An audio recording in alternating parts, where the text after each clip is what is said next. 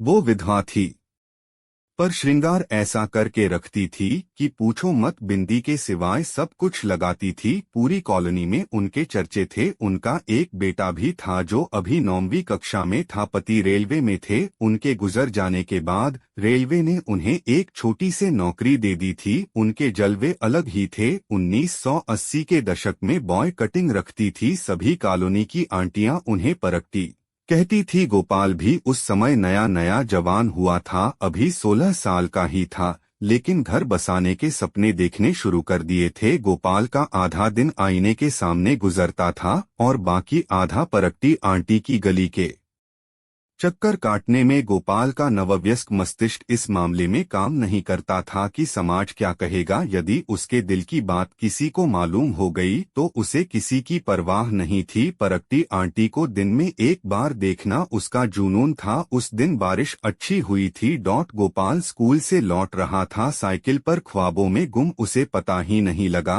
कि अगले मोड़ पर कीचड़ की वजह से कितनी फिसलन थी। अगले ही क्षण जैसे ही वह अगले मोड़ पर मुड़ा, साइकिल फिसल गई और गोपाल नीचे।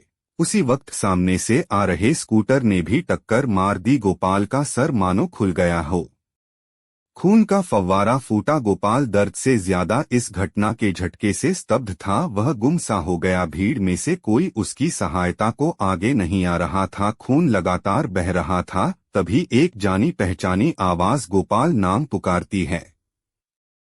गोपाल की धुंधली हुई दृष्टि देखती है कि परकटी आंटी भीड़ को चीर पागलों की तरह दौड़ती हुई आ रही थी। परकटी आंटी ने गोपाल का सिर गोद में लेते ही उसका माथा, जहां से खून बह रहा था, उसे अपनी हथेली से दबा लिया। आंटी की रंगीन ड्रेस खून से लथपथ हो गई थी। आंटी चिल्ला रही थी, अरे कोई तो सहायता करो, यह मेरा बेटा है, कोई हॉस्पिटल ले चलो हमें।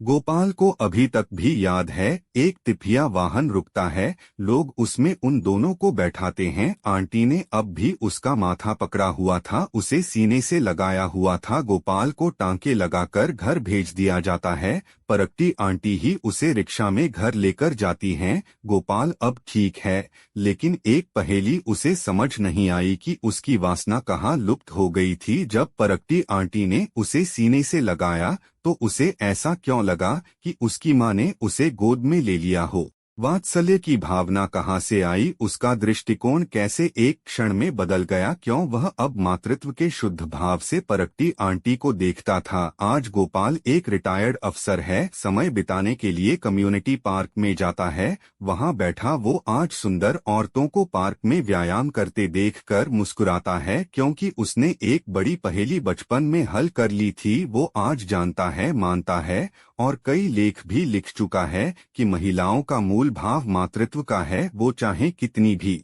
अप्सरा सी दिखें, दिल से हर महिला एक माँ है। वह माँ सिर्फ अपने बच्चे के लिए ही नहीं है, वो हर एक लाचार में अपनी औलाद को देखती है। दुनिया के हर छोटे मोटे दुख को एक महिला 10 गुना महसूस करती है, क्योंकि वह स्वतः ही कल्पना कर बैठती है कि अगर यह मेरे बेटे या बेटी के साथ हो जाता तो इस कल्पना मात्र से ही उसकी रूह सिहर उठती है, वो रो पड़ती है और दुनिया को लगता है कि महिला कमजोर है। गोपाल मुस्कुराता है, मन ही मन कहता है कि हे विश्व के भ्रमित मर्दों, औरत दिल से कमजोर नहीं होती, वो तो बस माँ होती है।